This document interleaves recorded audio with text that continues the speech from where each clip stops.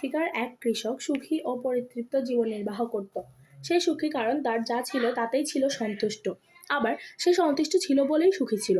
একদিন একজন বিজ্ঞ ব্যক্তি তার কাছে হীরের মহিমা কীর্তন করে হীরের ক্ষমতা সম্পর্কে অনেক কথা বললেন।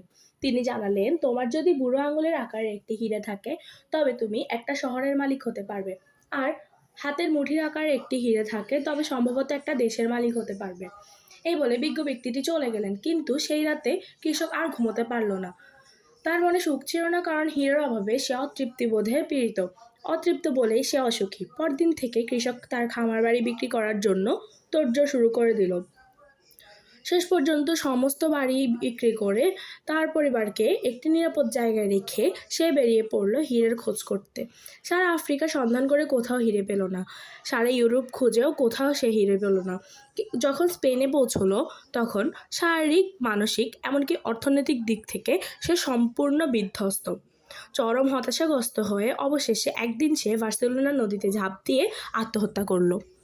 এদিকে যে লোকটি খামার বাড়িটি কিনেছিল সে একদিন সকালে ক্ষেতের মাঝখান দিয়ে বয়ে যাওয়া ছোট নদীটিতে উটকে জল খাওয়াচ্ছিল। নদীর ওপারে একটি পাথর টুকরোর উপর সকালের রোদ পড়ে রামধনুর মতো বিচিত্র রঙে ঝকমক করে উঠল।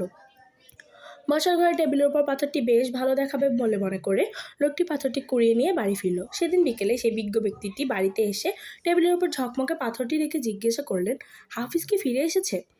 হাফিজ ছিল পুরনো মালিকের নাম। খামার বাড়ির নতুন মালিক বললেন, না। কিন্তু এই কথা কেন জিজ্ঞাসা করলেন? বিজ্ঞ ব্যক্তিটি বললেন, ওই পাথরটি একটি হীরে, আমি হীরে চিনি। মালিক কিন্তু মানতে চাইল না। সে বলল, না, এটি একটি পাথর, আমি নদীর ধারে কুড়িয়ে পেয়েছি। আমার সঙ্গে আসুন, দেখবেন সেখানে ওই ধরনের আরও পাথর আছে।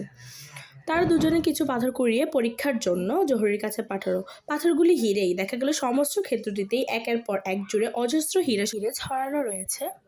তো এই গল্পটি আমাদেরকে কি শিক্ষা দেয়? এই গল্পটি থেকে আমরা 5টি শিক্ষা পাই। 1. হাতের কাছে সুযোগটিকে যথার্থভাবে সদ্ব্যবহার করাই হলো সঠিক মনোভাব।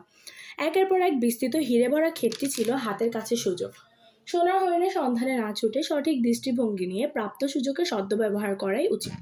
2. নদীর অপর পাড়ের ঘাসকে অনেক বেশি সবুজ মনে হয়, দূরবর্তী সম্ভাবনাকে মানুষ অনেক বেশি উজ্জ্বল মনে করে। 3. প্রাপ্ত সুযোগকে কাজে না লাগিয়ে যারা সুদূর সম্ভাবনার স্বপ্নে বিভোর থাকে তারা জানে না যে আরেকজন ওই সুযোগটি পাওয়ার আশায় উন্মুখ হয়ে আছে। সে খুশি হবে ওই সুযোগটি পেলে। 4.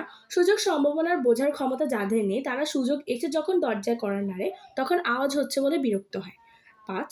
একই রকম সুযোগ দুবার আসে না। পরবর্তী সুযোগ হয়তো বেশি ভালো হবে কিংবা খুবই কষ্টসাধ্য হবে, এরকম হবে না।